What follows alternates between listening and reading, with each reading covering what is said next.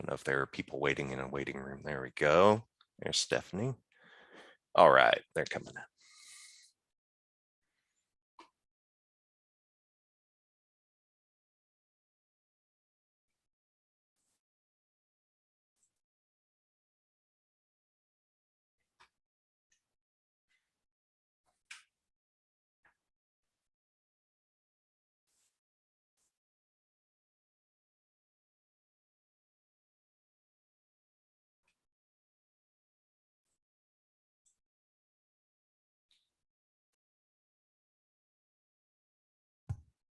Good morning. Hello.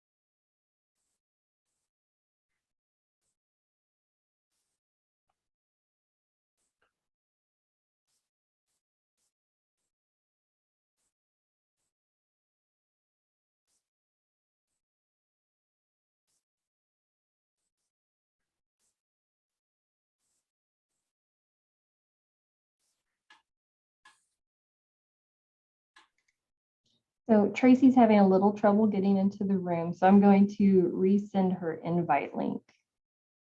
Sounds good.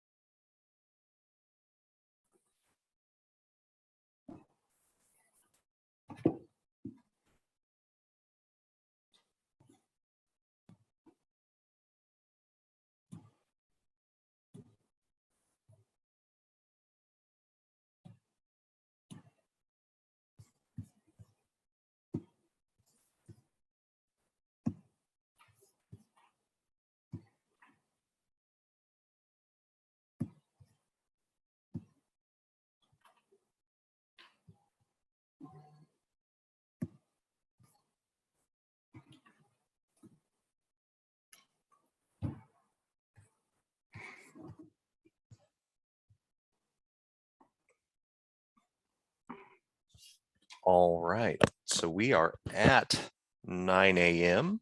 and it looks like all of our panelists are here and hopefully ready to go. So let's go ahead and get started. Welcome everybody. My name is Joe Askins. I'm the head of instructional services at the University of Missouri Libraries in Columbia. And this is the Missouri A&OER Conference's Provost panel. We pulled this panel together because we, the steering committee, believe that provosts, being the chief academic officers at their institutions, are well positioned to see and think about issues about textbook affordability from a variety of angles, and they have to consider factors from the viewpoints of not just students, but faculty and administration, and have to consider ways in which their institutions can address this issue. So we're happy to have 3 provosts from Missouri colleges and universities here with us today. Just want to quickly introduce them, and then we will get into some of our questions. So joining us are Dr. Mike Godard from Southeast Missouri State University in Cape Girardeau, Dr. Rita Gulstad from Central Methodist University in Fayette, and Dr. Tracy McGrady from Ozarks Technical Community College in Springfield and the broader southwestern quadrant of Missouri. So let's go ahead and get started. I will start with Dr. McGrady. Wanted to see if you could just kind of give us a bit of an extended introduction into your institution and kind of set the scene for us about what you see and have to think about as a provost at a community college regarding textbook affordability and kind of how we've gotten to this point at your institution. Okay, thank you, and good morning, everyone. I am Tracy McGrady, Provost and Vice Chancellor for Academic Affairs at OTC. We are a comprehensive community college of about 10,000 students. And, I think for us, getting into affordable and open educational resources, it really, of course, went back to our students and affordability and the fact that around 60% of our students are on some type of financial aid.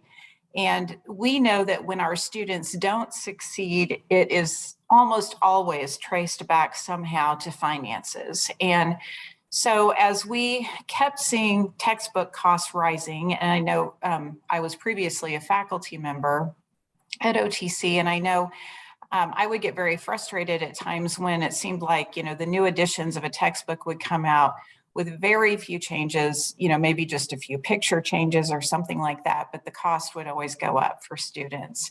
And so as we continue to see those costs rise, and I think it was a statistic from the Bureau of Labor Statistics that indicates that between 2000 and 2016, the cost of textbooks rose 88%. And so you really can't afford that, you really can't ignore that as an affordability factor for students. And so we just began to seek other solutions. And this was, at a time whenever affordability and more affordable options for students were coming on the market. And so we really saw it as, an ethical issue and decided to really pursue it.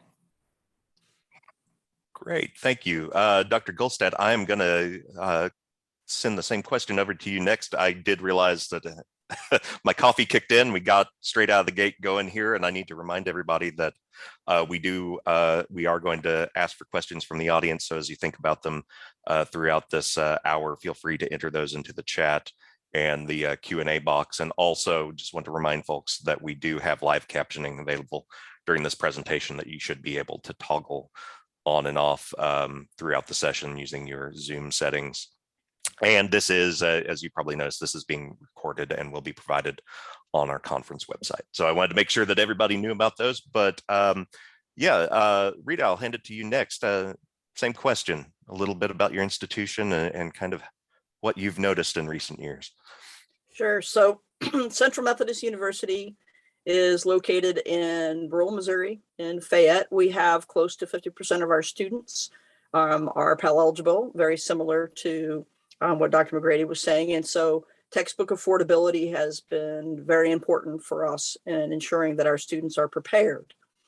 About 5 years ago, the faculty were very concerned about it, and we formed a task force to look at the cost of textbooks for students and try and identify ways in which the students can have access, particularly before classes begin. What we found in our research was that students were waiting for financial aid, often for refunds, and were not taking advantage of other opportunities to secure textbooks. As a result of it, we enhanced our textbook voucher program with the bookstore, And we also moved to trying to find ways to focus on e-texts and rental services for our students. In addition, the digital resources librarian at CMU spent significant time researching and looking into and then promoting and sharing information about open educational resources also available to our faculty.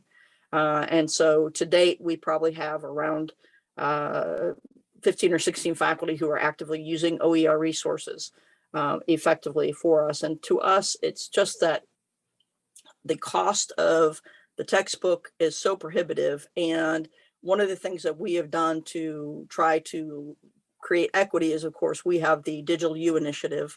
Every one of our entering students receives an iPad.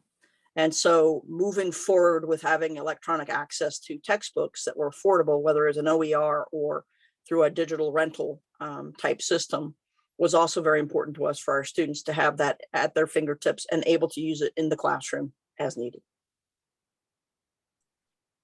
Great, thank you. And Dr. Godard.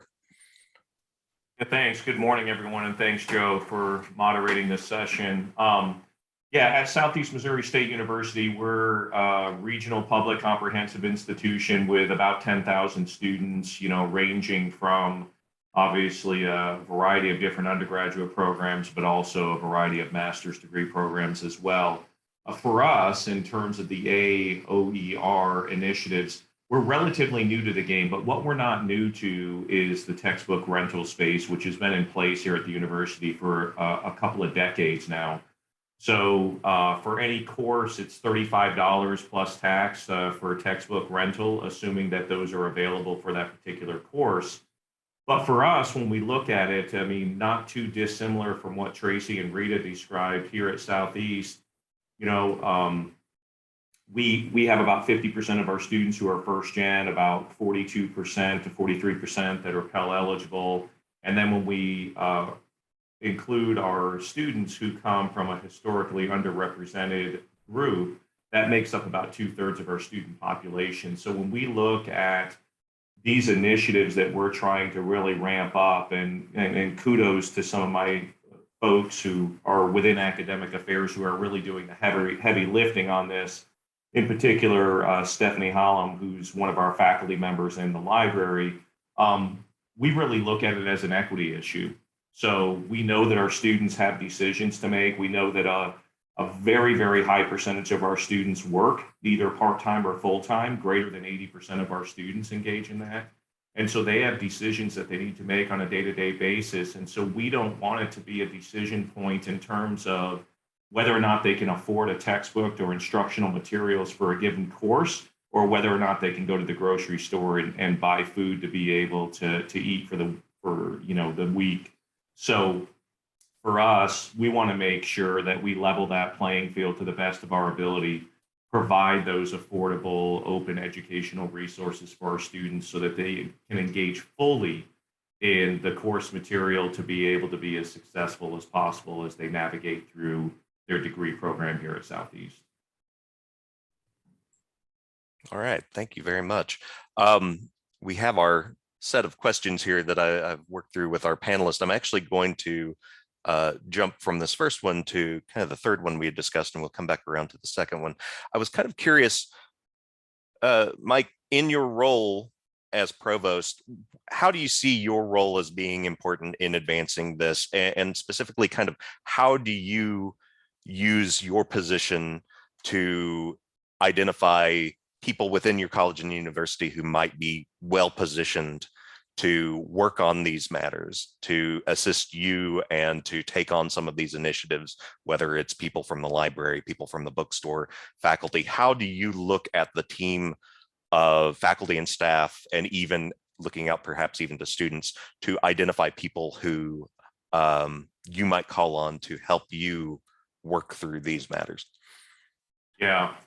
And it's certainly a multifaceted approach, but I would say for us in particular here at Southeast, we need some champions to take this on. And we need some experts. And again, I mentioned Stephanie Hollum, who is our resident expert here on campus for A&OER initiatives, but it can't be on one person to make this successful. And so Stephanie certainly is doing a tremendous job making sure that she identifies and works directly with faculty and groups of faculty to identify where some of those materials may be.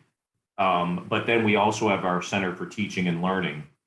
And we try to make sure that it's an integrated approach through library services, but also through CTL, to ensure that we're not asking faculty to just navigate through it on their own and find those instructional resources on their own and link them to our learning management system on their own. I mean, all these things, we're trying to make sure that we make it as seamless as possible.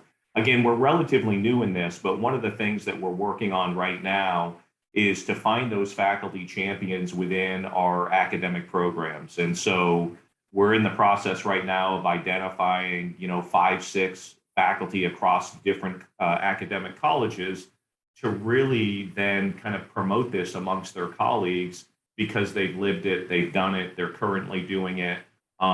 Because to me, that's where the momentum is. It can be an initiative from the provost office, and that may or may not be successful. I think Rita and Tracy will agree. Sometimes, that's not the way to get the ball rolling. But what we can do, what I can do is I can be a strong advocate, facilitator, and provide the resources, but not just financial resources in terms of making sure that we're prioritizing this.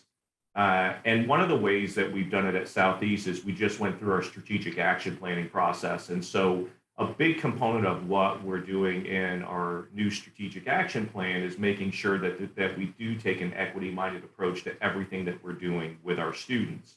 And so this is a part of that. And certainly we can all look at the inflation rates and we can all look at everything else that's going on right now. Textbook costs aren't going to decrease. Instructional material costs aren't going to decrease. So the more we can find opportunities for our students to engage in that and really educate our faculty on why this is important, and maybe getting them sometimes out of that comfort zone of using a certain textbook year over year and show them other alternatives to that. And so it's upon us to educate. That's part of my job. That's my role, is to provide those educational resources for our faculty, and then make sure that we don't just leave them out there to figure it out on their own and walk them through that process so that then they can tell others about that positive experience that they had and how their students benefit. Great. Rita, Mike had suggested that maybe you and Tracy had kind of different experiences in terms of using that position to when talking about or initiating some of these things. How do you encourage and incentivize faculty to consider these issues, and kind of what do you see your role as being able to, from the Provost's office, to be able to try to initiate or support some of these changes? And also the question that I had for Mike, I'll ask to you. How do you identify with the people within your college who might be, or university, who might be best positioned to work on some of these projects? Sure. So for us, again, it started out kind of as an initiative, a concern from the faculty themselves. And so as far as the identification, the faculty sort of self-selected and really felt that this was a big issue on the fact that students weren't academically prepared. They didn't have access to the resources and the tools that they needed to be successful. As a result of that, as I mentioned, we looked at a wide range of ways in which to provide them with the resources they needed, whether it would be through textbook e-rentals or whether it was through OER resources. For us, we also have a wonderful librarian, Jennifer Parsons, who has been taking the lead on our OER initiative. And I agree with Dr. Stoddard, it is really tied to education. And our Center for Learning and Teaching has also taken a major step in helping us with educating faculty about its value. We run a process, we call them pedagogy luncheons, and we've had many different discussions about OER resources and presentations. And we also have talked as a faculty at the divisional level, the chairs that I work with, to provide some inquiry and discussion on where might these issues reside. And for us, some of them reside in the sciences and the health sciences. And so some of our early adopters were in the sciences in particular. And so those have become our champions that were mentioned earlier. And you really do need champions for moving things forward. And then I see my role is being able to help to facilitate, to maybe be able to identify another faculty or another staff member who might be able to provide some additional input or insight. And also sometimes to be able to identify key leadership on the campus who might provide some additional support on their behalf to try to move an initiative forward. And that has, for us, I think, really helped out. I mean, it's difficult when your textbook is viewed as a revenue generating opportunity for an institution, and that bookstore is trying to ensure that they are at least breaking even, to talk about what are the benefits and how might we make this work. Because at the end of the day, textbook costs are going up, inflation is going up, but our income coming in is not. And so we have to find ways for our students to have access. All right. And then circling now back around to Dr. McGrady, what, as the provost of a large community college system, how from that vantage point, what do you feel like you are best positioned or able to do, and then who within your within that entire system have you been able to identify within there to work on these initiatives? Yeah, well, very much like Rita and Mike mentioned, I think it's important, at least for us, it really has been also a grassroots effort among the faculty.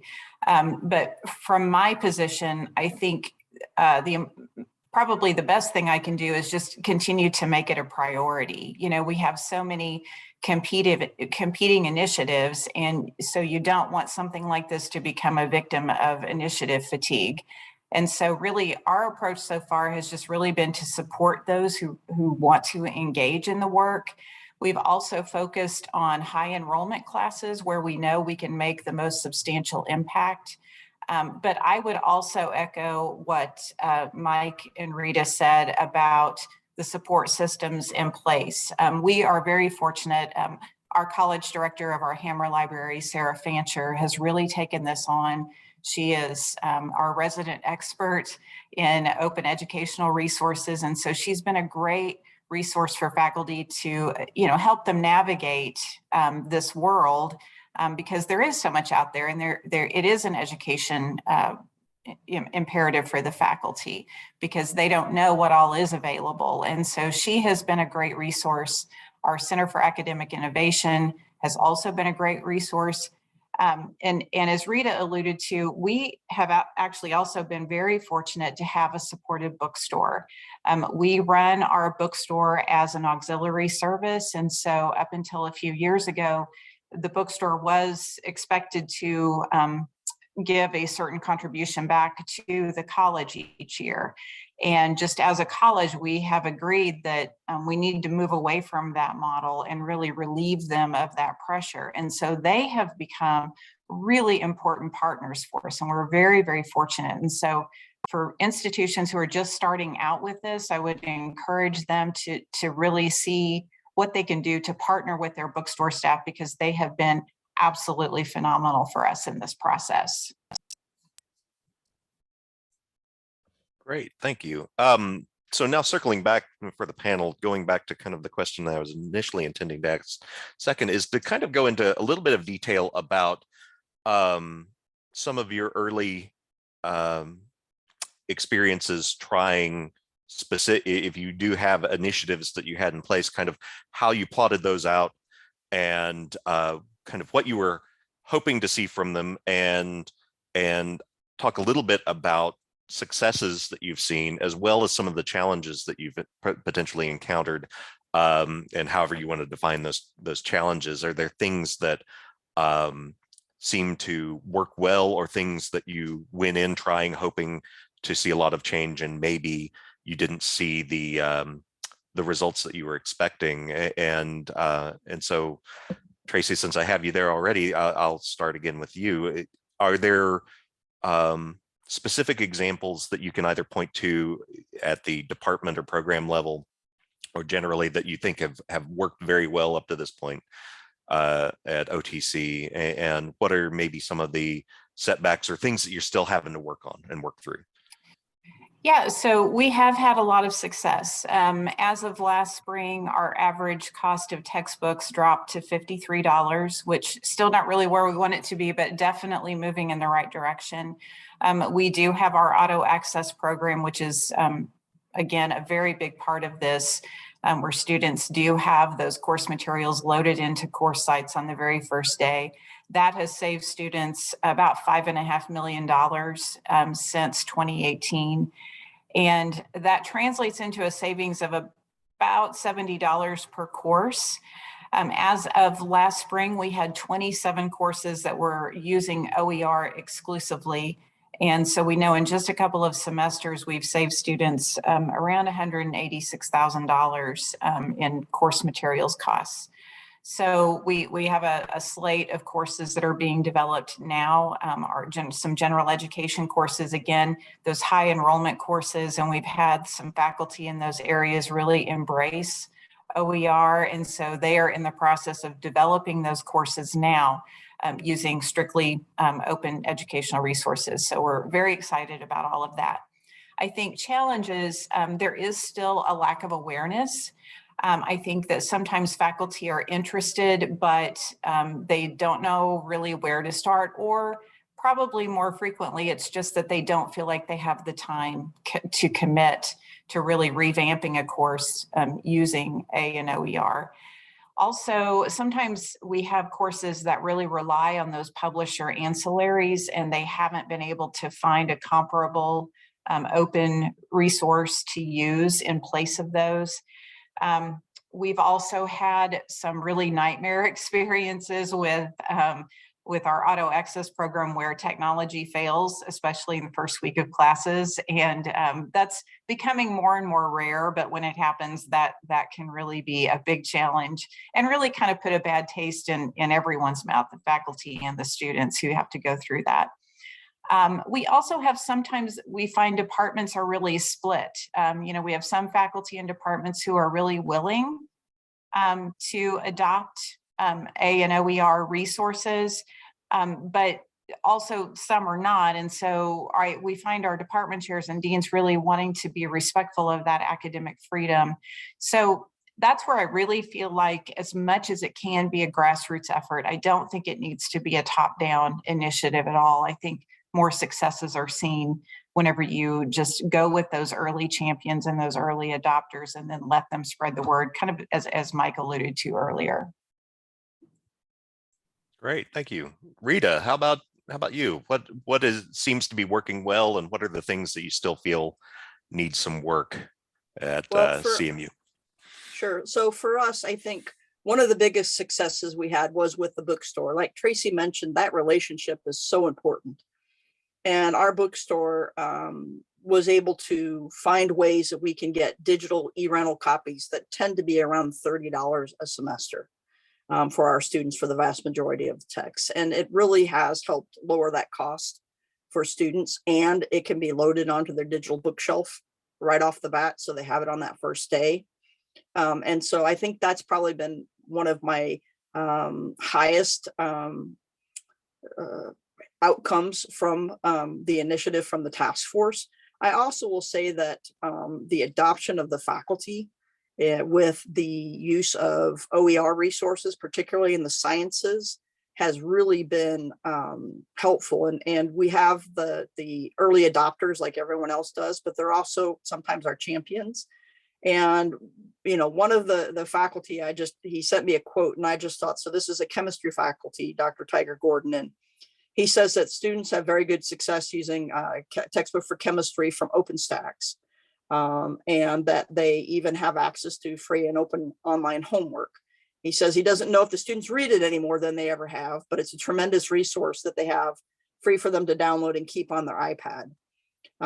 Like any other textbook, there are lots of example problems and end of chapter problems, with some having answers in the back. And he just really has found that to be helpful for those students. And in math, They can't talk about how much they appreciate my open math and the fact that they can integrate it into our learning management system. That's the other positive for many of these OER resources. Now they integrate with a lot of the LMS systems. And so we've had some positives there. Like Tracy mentioned, we also have challenges. For one of the bigger challenges we face is helping the faculty, even though they might understand the cost of a textbook, in identifying and finding a textbook that they don't believe is subpar. Helping them understand there's a lot of quality out there, and there are a lot of range of places to find OER resources. It's been easier for faculty to choose affordable and the e-rental options, and not as much in the OER in that regard. I would say that also that, as Tracy mentioned, that loss of the extras, whether it be the PowerPoints or the sample tests that sometimes you don't find, has also been something that they have mentioned that they find is lacking.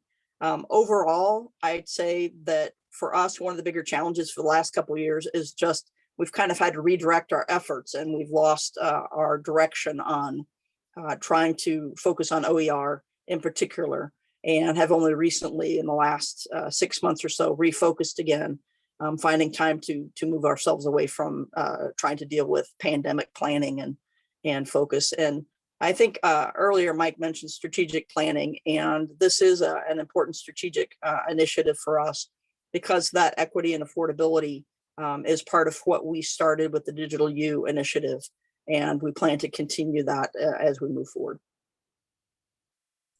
All right. And Mike, I'll ask you the same question about what's worked and what still needs some work. And I also want to just note to the audience, I've gotten a couple of questions from the Q&A, and I will make sure to get to those once we get into the open Q&A session.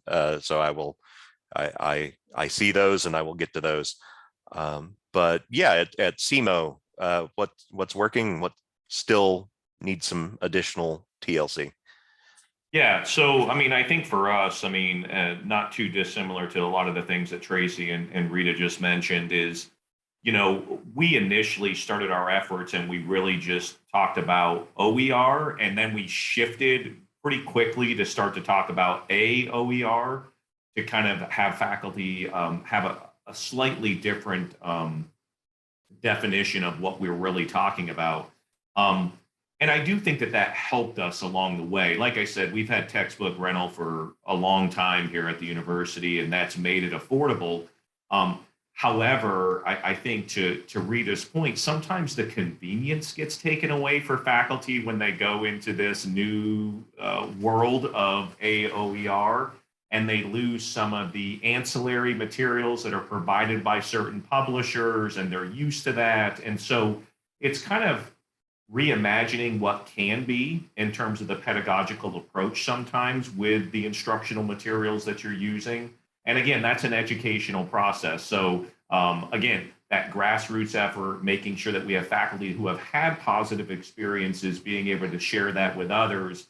And something that we're trying to do here is almost, and we're early on in it, to take that train the trainer approach with our faculty being involved with that, so that it's not just CTL, it's not just folks from the library, it's not certainly just the provost office, but it's really their colleagues who are kind of showing them the way. And one of the things that, you know, we're attempting to do more of, but at the same time, it's been a little bit of a struggle, are working on those higher enrolled courses, like Tracy said, which are general education courses. But along with that means that we have multiple sections, which means that we oftentimes have multiple faculty. And so, like Tracy said, sometimes you have some faculty who are on board and others who are not. If we can't get all the faculty who teach that particular course that has multiple sections, then we find ourselves almost up against the wall trying to make sure that we implement something. But if we have faculty resisting it along the way, it presents challenges. And we don't want those challenges to be offloaded onto the students who just happen to be in a certain section of a course. And so we want to be very thoughtful and strategic on how we roll those out and make sure that we have appropriate buy-in from faculty to see those benefits before we kind of expose students to something that might be less than advantageous for them. So I think that that's going to continue to be something that we're going to have to navigate through, at least here at Southeast. But I would say, again, a lot of the things that happened through the pandemic have taught us that we can do things differently. And I do think one of the things that we've learned through this, and it sounds like Rita's further along than certainly probably we are, is the electronic instructional resources that we can provide to students in a very easy way to access. We actually, we all got, her funding, and we all got different dollars through relief funding through the feds and passed through the state. One of the things that we did was we invested a significant amount of dollars into our library to be able to have more electronic resources available to our students, long-term resources available to our students, like legacy collections that we've got. So we want to leverage that now to be able to go into the OER sector with some of those things that we've been able to purchase along the way. And honestly, otherwise we wouldn't have had the financial resources to do that. So we're looking to kind of move that forward as well. But I do agree with Rita, going through the pandemic, workloads for people have changed. Burnout is a real thing. I think not only in higher education, but I think in K through 12, I think in healthcare. I mean, a lot of professions, have really taken a hit in terms of having to do things much, much differently, which have taken a lot of time from people, from the employees to be able to do that. And so to tell them to add something else onto the plate and revamp your entire course to do things differently, it is a tough ask sometimes, understanding what you've already asked them to do over the past 2 years. And so trying to be sensitive to that and not push too hard, but try to make sure that we educate along the way to show those opportunities. And so I think there's a lot of pluses and minuses that we've experienced over the past couple of years here at Southeast with the A&OER stuff. We've done all of ours in the midst of the pandemic. We didn't really start a lot of this work until, the spring of 2020. So for us, we've been kind of doing this along the way. And so that's certainly been a challenge for us. Great. One more prepared question, and then I'll get to the questions we have coming in through the Q&A.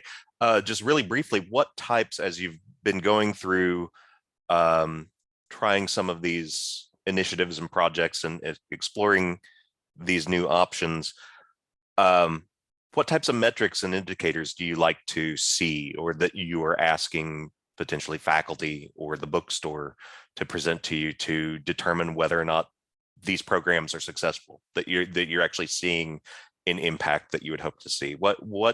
How are you assessing the success of this? I'll start with you, Mike. Yeah, we're pretty early on in that. I'll be 100% upfront on that. But metrics that we are collecting right now that we will continue to look to see how successful we are, certainly we look at success rate within that course. So we look at DFW rates and try to compare those to, sections of a course that historically have not been A&OER, and then we move into that direction.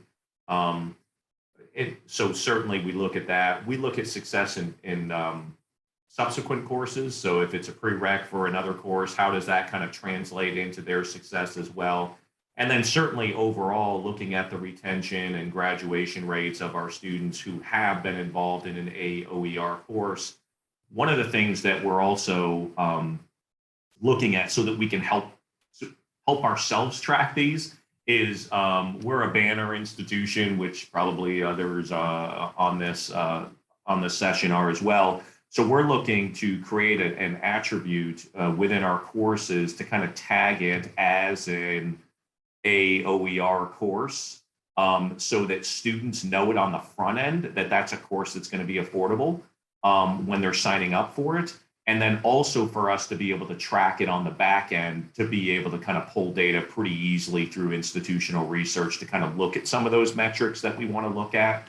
So we're in the process of doing that kind of behind the scenes so that we can have a better mechanism to kind of pull data and track that information as we move forward.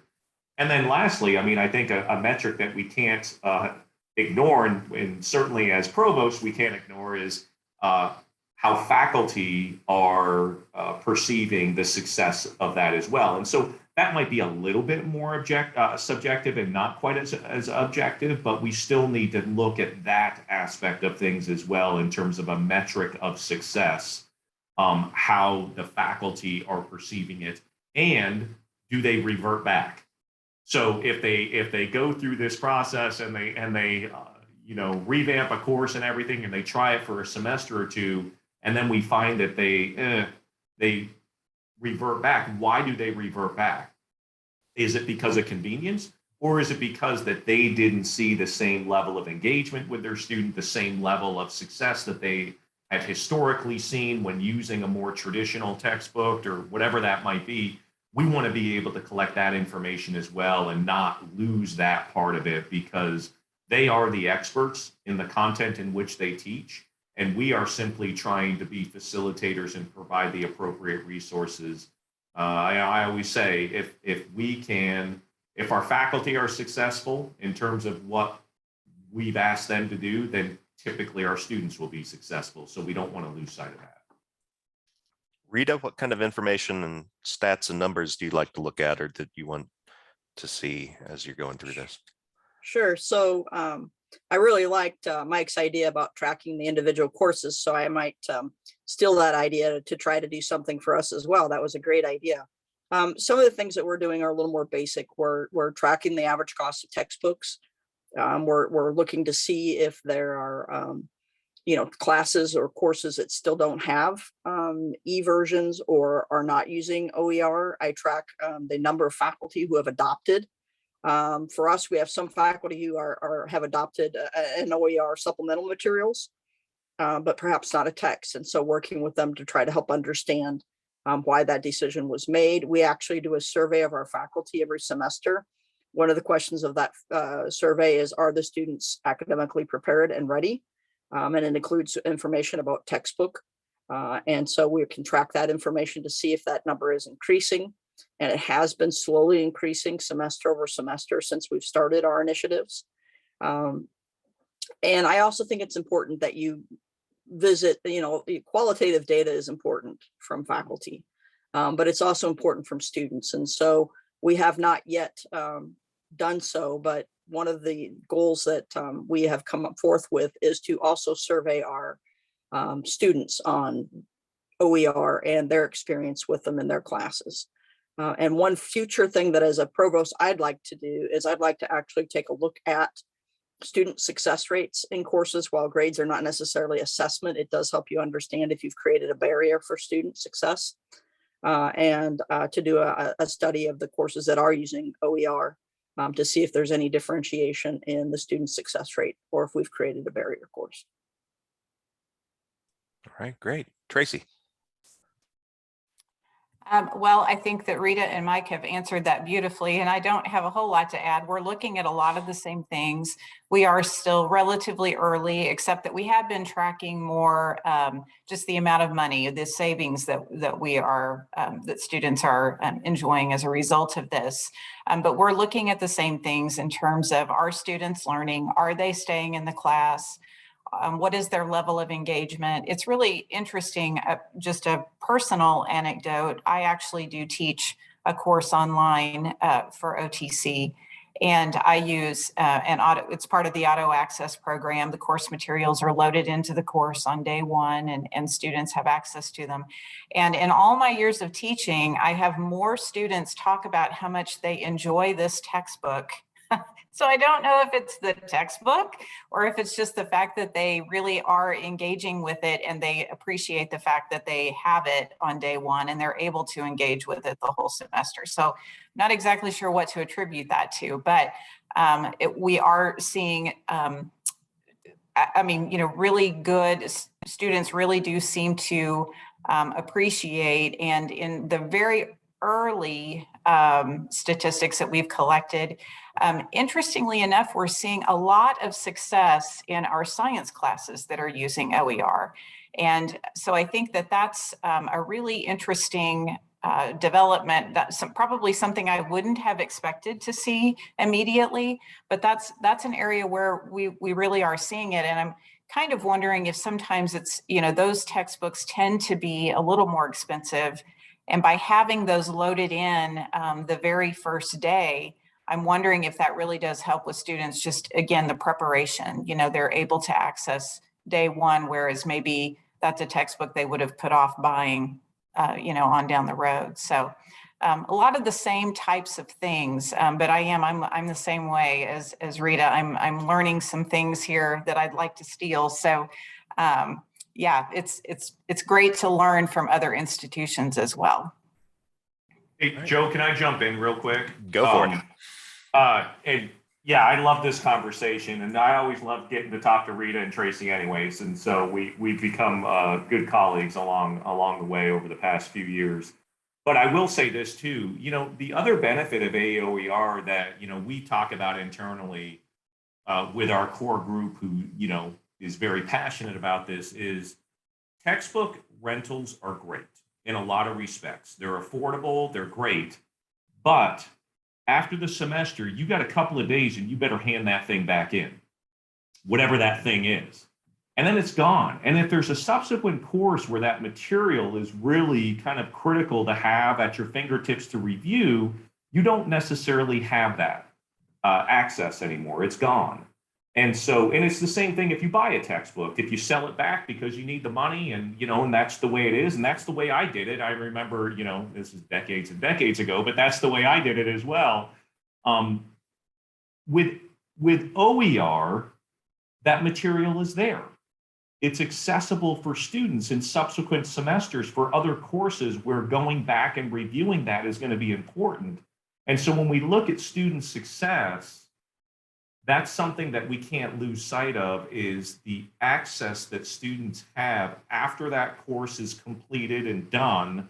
They can still have access to that material for those subsequent courses a year or 2 years down the road, potentially, or even after they graduate and they're in their profession of choice and they're wanting to kind of a little bit of a refresher on something they learned back in their sophomore year of college or their first year at a community college or whatever that might be. So I just wanted to make sure I mentioned that's an important aspect as well. All right, great. Well, we've got let's see, I've got 3 questions here in the Q&A, and so we'll get to these. And I want to remind the group that if you have any questions for the panel, feel free to throw those into the chat or use the Q&A function, and we'll try to get to all of these over the next 15 minutes or so. Also wanted to point out that there's a bit of breaking news here from Spark that Congress has appropriated $11 million this year for their open textbook pilot. So institutions can look into that as well. And that's a bump up from $7 million in years past. So there are money and opportunities out there for institutions that want to look into this. First question that we have here, and I'm not sure if this was related to one particular comment from all of you all, but I'll just kind of throw this out for the group and let any of you respond. Audience member asks, if students are having any access issues to course materials, why have you not implemented an equitable access program for course materials at your campus where course materials are rolled into tuition and fees as a part of the institutional charge as defined by your Title IV financial aid? Does anybody have thoughts on that one? Well, I guess I'll let my colleagues jump in as well here, but I'll just say that if they are required materials and if they're offered through our bookstore, then they can use federal financial aid to purchase those. And so that is an option, even though they might not be rolled up into tuition and general fees for us at Southeast, you can still use federal financial aid dollars to purchase those materials. And this is Rita, and we've looked at this 2 or 3 different times as options, whether it be for our traditional students or for our regional and online programs. And What we have found so far is, how do you know what's the right amount? How do you know? Because it differs by student, by book. And if you charge them for X cost for a book, and then the book, they could buy it on Amazon or whatever that's cheaper, or, they find a different way to get it. One of the benefits we found with textbook rentals or with OER is that we have a little more control over knowing exactly what that cost is going to be, instead of trying to set an arbitrary number for it to incorporate into tuition. So we've been opting for things just like Mike said, the textbooks, the bookstore, book vouchers, having that information available, and the students can use that option as well. And that way it's a little bit more differentiated, instead of saying it's this price for the humanities student, but it's the same price for the student who's in allied health programs.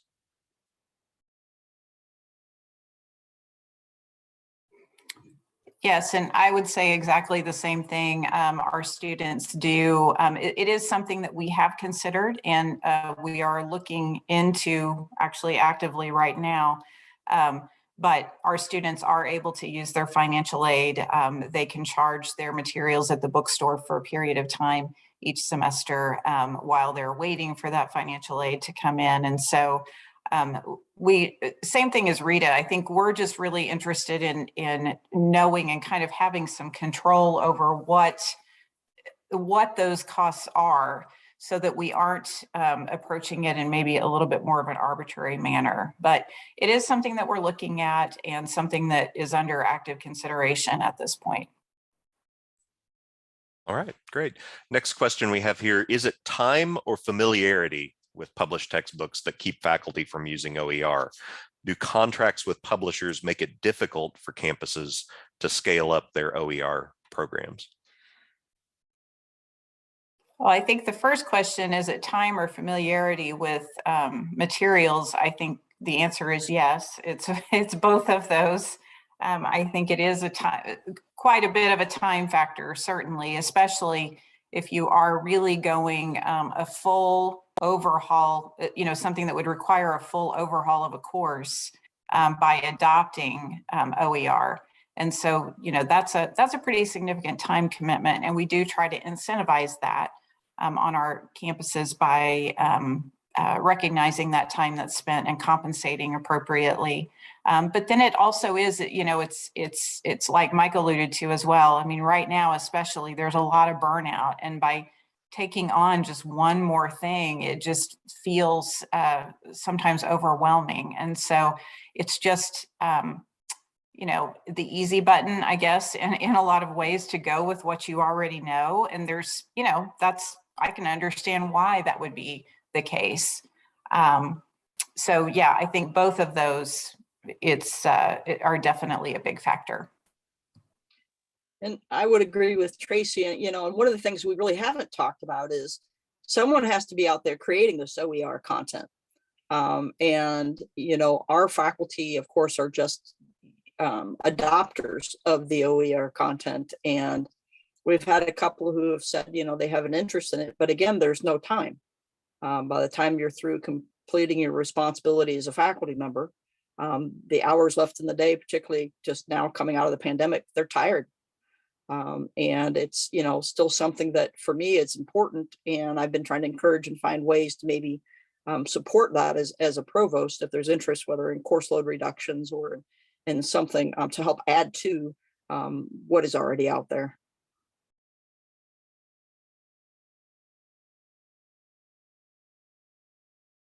Yeah, I don't know if I have a whole lot else to add to that based on what Tracy and Rita already said. So yeah, I kind of just echo what they said in that regard. I had a question here in the chat. Mike said it had an impression Southeastern already runs an equitable access program, i.e. legacy flat course fee based rental program. Is that correct? That's right. The flat fee is $35 per course for the rental. Okay. Yep. Another question that we had from the Q&A, Do we have to limit OER to just textbooks? Meaning, can faculty use a variety of resources such as articles, videos, research studies, et cetera, to develop their curriculum? And do you have faculty members who are trying to approach OER without using a textbook at all, either open or published? I will just say yes, absolutely. And that's one thing that, I know on our campus, that's one thing that Stephanie, helps faculty navigate through the library, is finding all those different types of resources. And it doesn't have to be this textbook for, an intro to political science course. I mean, it can be something over in horticulture, or it can be something in, music, it can be whatever.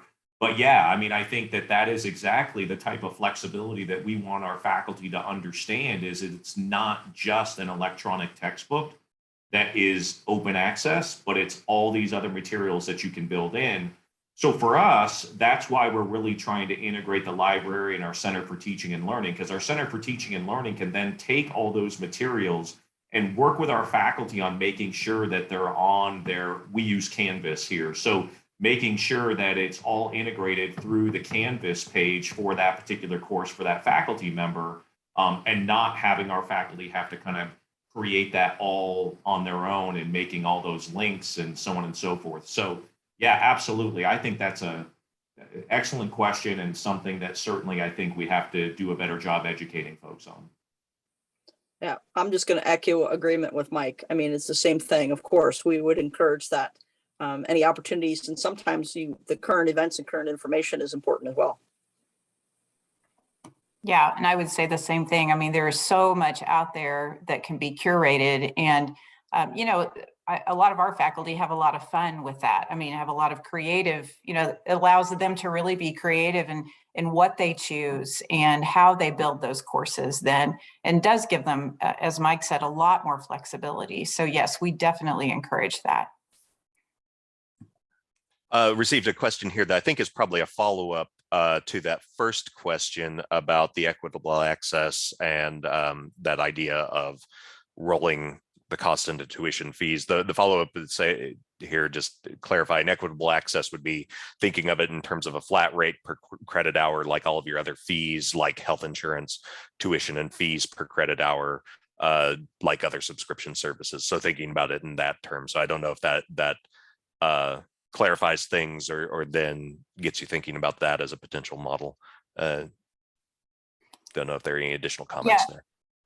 Yeah, and that is something, like I said, that we are considering. I think, again, it just kind of goes back to the point of, what is the right number? And you don't want to charge a student a fee when perhaps maybe all of their courses could be OER. And so it wouldn't cost them anything otherwise, but then you're making them pay just because we have this flat fee structure. So that's why we're really taking a hard look at it and really vetting it carefully to make sure that whatever we would implement is fair and seems to be reasonable.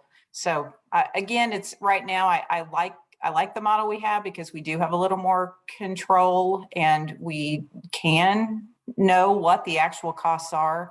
But it is definitely worth something worth looking at. So that is all of the questions I've received in the Q&A. I'm looking through chat here. Tracy is thanking you all for addressing the burnout issue and says, I think letting faculty know it's okay to start small and that it doesn't have to be that all or nothing approach that makes this so important. Pat says OER creation needs to count more equivalently to peer-reviewed publication to provide incentive and reward for faculty engagement. These things do take time as well. That is something, since it was kind of brought up late in the discussion about the idea of not just adopting, but also people who might want to take that additional step of creating or doing some heavy adaptation of things that they've found. Have you had, in your experiences up to this point, faculty come to you saying that they'd be interested in taking that step of creation or adaptation, and how you might support that? And getting to that question of then how do you potentially recognize that in the promotion and tenure process, or view that as a creation on par with peer-reviewed publication. Any thoughts on that? Yes, I've had one faculty, actually was some work that the faculty had done under a grant some years ago, and was very interested in the opportunity to turn it into OER. It just comes down to time. And this was actually approached before the pandemic. And this particular faculty teaches a full load, and we were having a difficult time trying to figure out a way to, and it's in a subject area that's difficult to find adjunct faculty or to have someone else cover in a science field. And so we kind of tabled it, and it's a discussion we need to have again, hopefully with a new faculty that we're onboarding. This might provide an opportunity then. And yes, I agree. It definitely needs to be recognized as scholarship, and it definitely needs to be recognized and compensated for the work that they do, because they're providing back to the whole. And I would agree with that. I think incorporating it into promotion and tenure and what that criteria is, and making sure that there's credit where credit is due for that time and effort that faculty put into that would be something that I know here at Southeast we would want to continue to have conversations about and consider. Each university or college is a little bit different in terms of how they kind of approach the tenure and promotion process, and where that criteria kind of originates. For us, it kind of starts at the departmental level and then kind of makes its way up through the college and then to the university level, but certainly trying to make sure that that is a component of that professional development aspect of what faculty do would be important. Yeah, definitely. We recognize that we do not have tenure, but we certainly would recognize that as part of professional development and counting toward that. We also do have a tiered compensation system that it goes at the lowest level of adoption if they adopt like an OpenStax text or something, and then goes to revision where they're maybe revising a course, and then to full creation, which is where they're really starting from scratch. And that gets to the latest question we have in the chat is, do you pay a certain amount to faculty as an incentive to adopt or create OER? We would probably do it as a course load reduction for the faculty. And we do, but don't ask me to quote what those numbers are at this point. I can't remember, but I do know it is different based upon the level of work that they're putting into it. Yeah, and we don't have a compensation model set up specifically for that yet. It's interesting. We do have a model set up if someone wants to create a template for an online course that in essence they're giving the rights to the university to kind of utilize. So we have kind of something like that, but it's not OER specific, but it's certainly something that we could kind of mirror to a certain degree what we're doing in another realm of creating, educational resources. All right. Well, seeing no other, oh, here we go. Richard has one more question. I'm going to say that this will be the last question here for the session, since we're coming up at the top of the hour. Are you concerned that creates any ethical concerns for only paying to adopt versus developing content? Any thoughts on that? No, not really. I mean, because, even in the if you're just adopting a book, there's some review that goes into it, obviously reviewing different textbooks, and by, compensating for that time that it takes to review, but then not compensating at a level that is, it's just indicative of the amount of work that goes into it, basically, is how we look at it and how we've structured the compensation structure.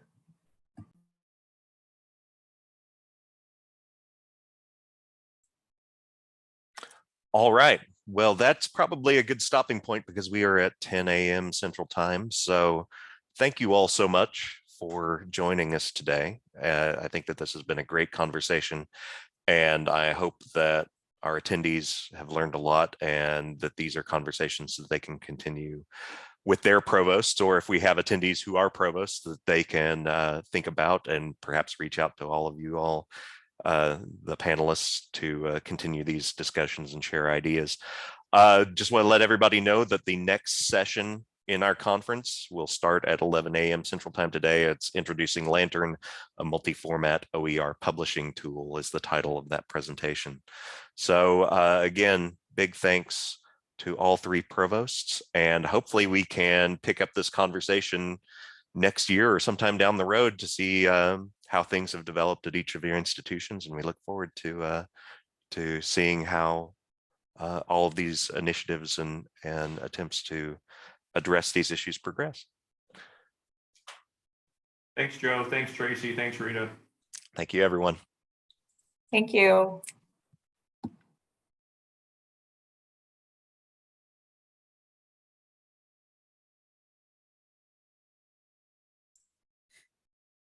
All right. Is there anything we need to do to end session, or just, I guess that's on your end. I can leave. Yeah, fine. I'll end. Thank you though, Joe, for moderating that. It was You a bet. great panel. That was actually really good. We got the right number of questions coming in there at the end. Yeah. Yeah. Awesome. Okay. Thank you. I will talk to you later. Sounds good. Bye. Bye.